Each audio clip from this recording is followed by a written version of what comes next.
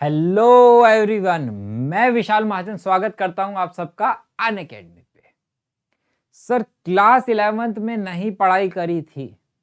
Sir class 11th बर्बाद हो गई थी। सर क्लास 11th में ट्रिग्नोमेट्री नहीं पढ़ा था। सर क्लास 11th में डेरिवेटिव नहीं पढ़ा था। तो क्या मैं अब क्लास 12th में 95% ला सकता हूं? अगर 95 नहीं 90 ला सकता हूं, मुझे शुरुआत कैसे करनी चाहिए क्लास 12th की कि मैं अच्छा स्कोर कर सकूं?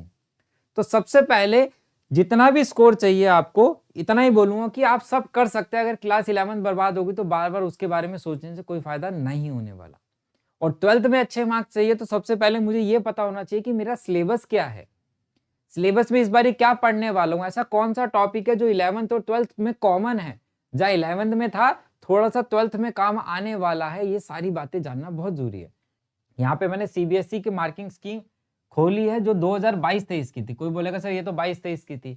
मार्किंग स्कीम जो है यूनिट वाइज है, तो यूनिट वाइज सीबीएसई ने कई साल से मैथमेटिक्स की मार्किंग चेंज नहीं करी है, वेटेज चेंज नहीं करी है, इस साल भी नहीं होने वाली। तो यूनिट वाइज मार्किंग सेम रहेगी। चैप्टर में कुछ डिलीट हो जाए या बढ़ जाए उससे कोई फर्क नहीं पड़ने वाला। यूनिट की मार्किंग स्कीम सेम ही रहती है। सबसे पहली यूनिट है हमारे पास रिलेशन एंड फंक्शंस। और रिलेशन एंड फंक्शंस में अब मैं चैप्टर बता दूं तो chapter number 1 and chapter number 2 रहने वाला है। इसके अंदर रिलेशन एंड फंक्शन है, इनवर्स ट्रिग्नोमेट्री फंक्शन है। सर यही दो चैप्टर थे तो सबसे ज्यादा परेशान करते थे 11th में। वेटेज है 8 नंबर की। ना रिलेशन एंड फंक्शन पढ़ा था ना ट्रिग्नोमेट्री पढ़ी थी। तो बेटा ट्रिग्नोमेट्री में आपको एक ही बात बोलूंगा, आप ट्रिग्नोमेट्री के फॉर्मूले पढ़ना याद करना स्टार्ट कर दो। डेली 5 फॉर्मूले याद करने हैं आपको। आज 5 फॉर्मूले याद किए, कल नए 5 फॉर्मूले याद करोगे और 5 फॉर्मूलों को कल वालों को रिवाइज करोगे तो आप देखोगे 7 से 8 दिन में आप सारे ट्रिग्नोमेट्री के फॉर्मूले याद हो जाएंगे। लिख लिख के प्रैक्टिस करो, डेली लिखने हैं आपको, ठीक है। तो अगर इतना काम करोगे तो ये दोनों चैप्टर आराम से हो जाएंगे, relation and function and inverse trigonometry function. Relation नहीं पढ़ा हुआ 12th में पढ़ेंगे, बेसिक से करेंगे तो आपको समझ में आ जाएगा। इसके बाद आता है algebra chapter number 3, 4 matrix and determinant. इसका 11 से कोई लेना देना नहीं है। चैप्टर की वेटेज है, दोनों चैप्टर की वेटेज है 10 नंबर की, चैप्टर नंबर 3 एंड 4। इसके बाद आता है कैलकुलस। 11th में पढ़ा आपने लिमिट्स एंड डेरिवेटिव। बहुत सारे बच्चों ने नहीं पढ़ा होगा। लिमिट्स में और डेरिवेटिव में प्रॉब्लम क्या आती है, क्योंकि ट्रिग्नोमेट्री के फॉर्मूले नहीं पढ़ रखे। तो बेटा डेरिवेटिव हो गया, इंटीग्रेशन हो गया, इसमें ट्रिग्नोमेट्री का बहुत ज्यादा यूज रहेगा। चैप्टर नंबर 5 से लेकर 9 तक है और 35% की वेटेज है। लगभग सिलेबस का 44% रहने वाला है कैलकुलस। तो इसमें बहुत मेहनत चाहिए, बहुत टाइम देना पड़ेगा, नंबर ऑफ क्वेश्चंस इंक्रीज करने पड़ेंगे प्रैक्टिस में, तो आप इसमें 44% अचीव कर सकते हैं, ठीक है। वेक्टर एंड 3D में आपको 11th का कुछ लेना देना नहीं है, ये बिल्कुल नई शुरुआत होगी, आराम से आप कर सकते हो। लीनियर प्रोग्रामिंग चैप्टर नंबर 6 तक, क्लास 11 में लीनियर इनक्वालिटी, उसमें ग्राफ जो थे उसी को हम आगे बढ़ाने वाले इस चैप्टर के अंदर, मतलब 11th का चलेगा। फिर आती है प्रोबेबिलिटी। प्रोबेबिलिटी है 8 मार्क्स की। प्रोबेबिलिटी के अंदर 11th में पढ़ी थी बेटा, लेकिन यहाँ पे एक बात बता दूं, 11th तक जितनी प्रोबेबिलिटी पढ़ी है वो सिर्फ आपने 5% पढ़ी है बचपन से लेके आज तक। 95% प्रोबेबिलिटी आप क्लास 12th में पढ़ने वाले हैं। 95% प्रोबेबिलिटी समझ लो। तो आपको काफी मेहनत इसमें भी लगने वाली है। तो कैलकुलस हो गया और प्रोबेबिलिटी में आपको काफी मेहनत करनी पड़ेगी, क्योंकि अच्छी खासी डीप में हमें कॉन्सेप्ट को समझना पड़ेगा, चीजों को समझना पड़ेगा, तभी क्वेश्चन लग पाएंगे हमारे साथ। अब बात ये आती है कि सर ऐसे क्या पढ़े, कैसे पढ़े कि मैं 95% मार्क्स ले लूं। तो सबसे ज्यादा जरूरी बेटा आप लोगों के लिए यहाँ पे रहने वाला है क्लास 12th के अंदर कॉन्सेप्ट्स। आपकी कॉन्सेप्ट क्लियरिटी बहुत अच्छी होनी चाहिए, क्यों, कहां, कैसे, हर चीज का रीजन पता होना चाहिए। बहुत सारे बच्चे एप्लीकेशन ऑफ डेरिवेटिव, जिसमें आपने टॉपिक भी नाम सुना होगा, मैक्स या minima, increasing decreasing, question solve नहीं कर पाते। क्यों? क्योंकि वो सिर्फ क्वेश्चंस की प्रैक्टिस कर रहे होते। जैसे इस बारी का बोर्ड का एग्जाम था तो काफी मॉडरेट पेपर था, तो बच्चे क्वेश्चन को सॉल्व नहीं कर पाए क्योंकि वो सीधे सीधे क्वेश्चन ज्यादा प्रैक्टिस कर रहे थे, ना उनको कॉन्सेप्ट की क्लियरिटी थी। तो कॉन्सेप्ट जिसका क्लियर होगा वो मॉडरेट पेपर और डिफिकल्ट पेपर को अटेम्प्ट कर सकता है। और दूसरा है नंबर ऑफ क्वेश्चंस इंक्रीज करना प्रैक्टिस। जब आप नंबर ऑफ क्वेश्चंस प्रैक्टिस करते हैं ज्यादा से ज्यादा तो आपका कॉन्सेप्ट क्लियरिटी होता रहता है, लेकिन उससे पहले कॉन्सेप्ट पढ़ा होना चाहिए। बहुत सारे भैया दीदी जो होते हैं वो कॉन्सेप्ट पे ध्यान नहीं देते, ठीक है, सिर्फ क्वेश्चंस कराते हैं, तो बच्चा क्वेश्चंस को रटना स्टार्ट कर देता है, कॉन्सेप्ट क्लियर नहीं होता, तो वहां पे उन बच्चों को प्रॉब्लम बहुत ज्यादा हो जाती है। तो सर नंबर ऑफ क्वेश्चंस और कॉन्सेप्ट के लिए कौन सी बुक लेनी चाहिए? तो सबसे पहली बुक आपके लिए जरूरी है मैथमेटिक्स के लिए, वो है एनसीईआरटी। एनसीईआरटी मस्ट है।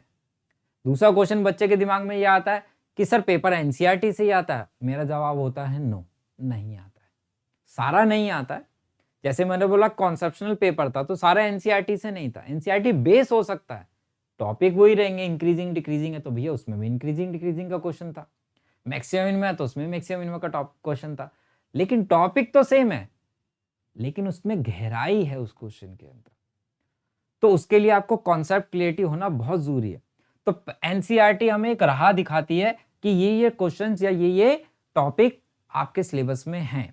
एनसीईआरटी 12th की एनसीईआरटी बहुत अच्छी डिजाइन हो रखी है।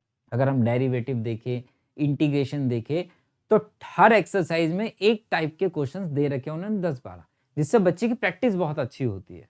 तो एनसीईआरटी करना बहुत ज्यादा जरूरी है आपके लिए सिलेबस को जानने के लिए। Sir RD. शर्मा कर सकते हो, कोई दिक्कत नहीं है, लेकिन बहुत सारे एवरेज बच्चों को ये प्रॉब्लम रहती है कि आर.डी. शर्मा बहुत बड़ी होती है, सर सॉल्व नहीं हो पाती, इतना टाइम नहीं मिलता, स्कूल भी जाना है, ट्यूशन का भी वर्क करना है, बाकी सब्जेक्ट भी पढ़ने हैं, तो आर.डी. शर्मा हमारे लिए नहीं, लेकिन सबसे बेस्ट बुक आर.डी. शर्मा ही रहती है। इसके बाद आती है सर एनसीईआरटी एग्जाम्पलर, बहुत सुनते हैं हम, तो एनसीईआरटी एग्जाम्पलर कर ले। एनसीईआरटी एग्जाम्पलर का लेवल बहुत अच्छा है, कर सकते हो, लेकिन प्रॉब्लम क्या है एनसीईआरटी एग्जाम्पलर के अंदर आज के टाइम में, जब से सीबीएसई ने ये डिलीटेड टॉपिक का फंडा चला है, तो बहुत सारे बच्चे जब एनसीईआरटी एग्जाम्पलर सॉल्व करने बैठते हैं तो क्या देखते हैं, ओहो सर ये इस टाइप के तो क्वेश्चन ही नहीं देखा मैंने, सर इसमें जो कॉन्सेप्ट लग रहा है ये तो पढ़ा ही नहीं है, पढ़ोगे कैसे, क्योंकि वो तो सीबीएसई ने एनसीईआरटी में से डिलीट करा दिया, तो अब तो नई एनसीईआरटी आ गई, उसमें तो एक्सरसाइज ही डिलीट कर दी अब तो बिल्कुल ही। अब जब एक्सरसाइज ही नहीं होगी, सिलेबस में ही नहीं है, और आप यहाँ कर रहे हो मिक्स, इसमें क्या है मिक्स क्वेश्चंस होते हैं, तो बच्चे को वो कॉन्सेप्ट पढ़ा ही नहीं होता क्योंकि वो डिलीट है, तो वो कंफ्यूज रहता है कि करना है कि नहीं करना, ये तो डिलीट है ये नहीं डिलीट, अब उसको नहीं पता होता तो बहुत ज्यादा कंफ्यूजन हो जाती है। तो अभी मैं आपके लिए एनसीईआरटी एग्जाम्पलर रेफर नहीं करूंगा। हाँ कब कर सकते हो आप, जब आपका सिलेबस हो जाए, आपको सिलेबस पूरा पता रहे कि कौन सा सिलेबस डिलीट है, आपको कॉन्फिडेंस आ जाए अपने सिलेबस में, तब आप जब आप करेंगे तो आपको ये पता रहेगा ये क्वेश्चन सिलेबस में है और ये नहीं है, तो आप एक्स्ट्रा प्रैक्टिस के लिए तब इसको लगा सकते हो, लेकिन अभी आप एनसीईआरटी पे करो।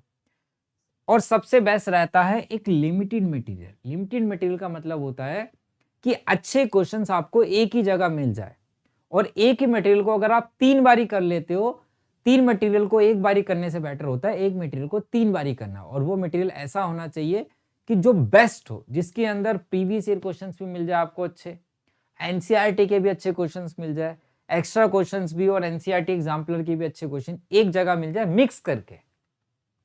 मिक्स क्यों बोल रहा हूं, जब हम एनसीईआरटी करते हैं ना तो वो एक्सरसाइज वाइज हमें पता होता है कि 5.5 में तो ये करना है, 5.6 में तो इस तरीके से क्वेश्चंस है, लेकिन जब वो मिक्स हो जाते हैं 8 एक्सरसाइज के क्वेश्चंस एक जगह और सारे बेस्ट क्वेश्चंस हो, तो वो जब हम 100-150 क्वेश्चंस करते हैं तो वहां से मेरा कॉन्फिडेंस लेवल बढ़ता है। तो ये असाइनमेंट और डीपीपी मतलब डेली प्रैक्टिस प्रॉब्लम कहाँ मिलेंगे, टेलीग्राम ग्रुप बेटा ज्वाइन कर लेना, लिंक डिस्क्रिप्शन में दे रखा है, वहां पे मैं टाइम टू टाइम आपके साथ कई चीजें शेयर करने वाला हूँ।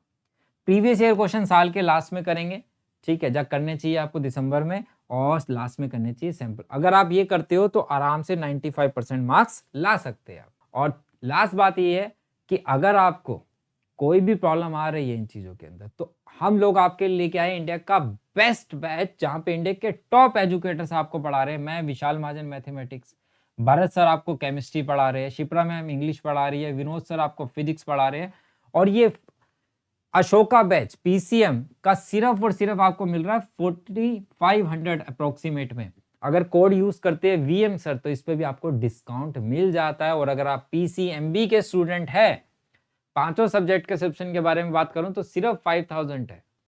फुल सिलेबस बैच रहने वाला है, इसके अंदर 500 से ज्यादा लाइव क्लास रहेगी आपके पास, डाउट क्लियरिंग सेशंस रहेंगे, नोट्स असाइनमेंट सब आपको फ्री ऑफ कॉस्ट वहां पे मैं अवेलेबल कराने वाला हूं। ये फीस ये कोई मत सोच लेना एक सब्जेक्ट की, ये सारे सब्जेक्ट्स की है भाई, गलती से कहीं सोचो कि एक सब्जेक्ट मिलेगा, सारे टीचर्स आपको इसमें मिलने वाले हैं। इन सब की रिकॉर्डिंग मिलेगी, इस बैच की लाइव क्लासेस मिलेगी, लाइव पढ़ने वाले उन टीचर से, इंडिया के टॉप एजुकेटर से। ठीक है, चलिए, और कोई भी डाउट हो तो आप कमेंट बॉक्स में कमेंट करके पूछ सकते हैं। चलिए मिलते हैं बेटा नेक्स्ट वीडियो में। Bye bye, take care.